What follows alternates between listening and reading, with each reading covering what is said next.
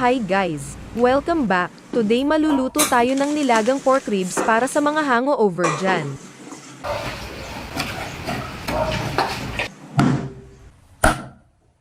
Umpisahan na natin i-chop ang ribs ng baboy. Tapos maghiwa lang ng bell pepper, sibuyas, sayote, luya, at pichay.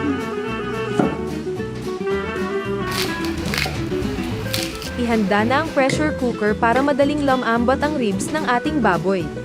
At ilagay ang luya, kunting spring onion na puti. Lagyan ng tubig at timplahan ng salt and black pepper.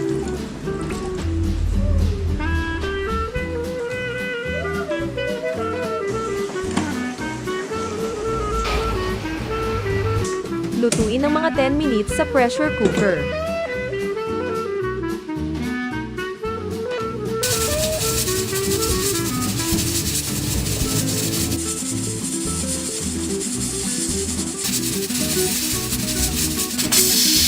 Pagkatapos ay palamigin at ibalik sa stove.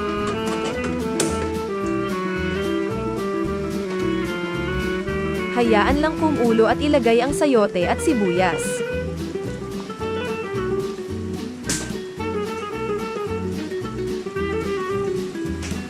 At dagdagan ng tubig kung kinakailangan at isabay na ang ating siling haba.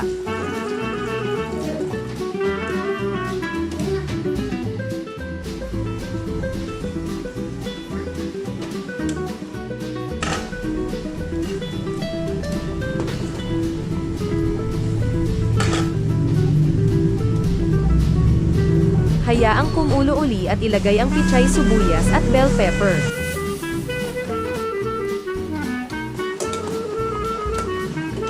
Halu-haluin at lagyan ng asin to taste.